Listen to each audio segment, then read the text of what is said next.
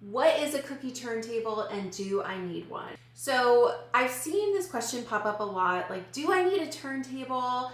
And does it actually help you? Can I just, rotate a cookie on my own?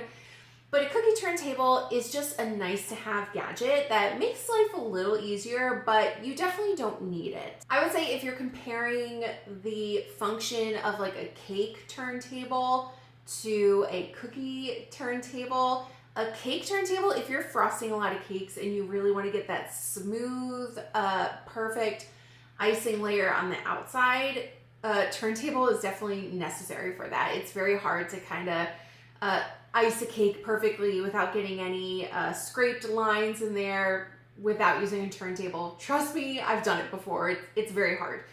One of the main benefits, it allows you to not have to handle the cookie as much.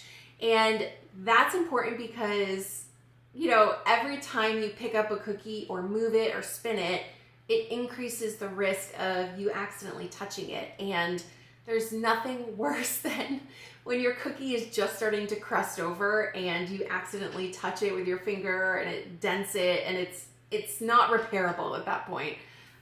So definitely a big benefit to using a turntable on that regard. So here's what a cookie turntable looks like. It's, pretty small, and it's got some ball bearings on the bottom that help the unit spin. And it usually comes with this, it's not sticky, but it's like a grippy fabric, a grippy plastic fabric that helps the cookie not to slide around. So it's really nice to have on there. And I'll give you a little demo right now. So here's my cookie here, and I'm going to flood it. You can kind of just go along the cookie without taking a pause or a break to spin it. And you can always keep the area that you're decorating right in front of you very easily. So it's just very quick to spin around and do what you need to do without having to lift the cookie. I usually leave a little bit of an edge on my cookies, but I know a lot of cookie decorators flood and decorate their icing directly to the edge. So in this case, it's very helpful because you don't want to have to be handling the cookie a lot, because that only increases the risk of you messing up the icing, and we don't want that to happen. And there you go. Like I said again, can you get by without it? Absolutely.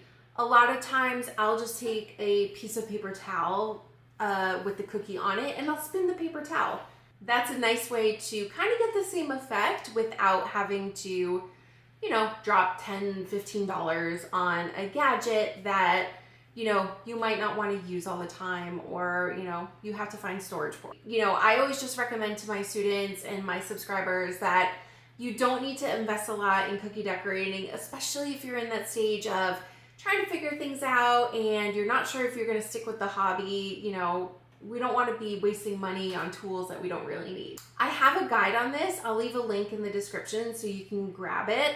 I hope this video helped you determine whether you should invest in a cookie turntable or not, and why they're useful, and how you can also get by without it if you need to. So let me know if that helps, and I'll see you next time.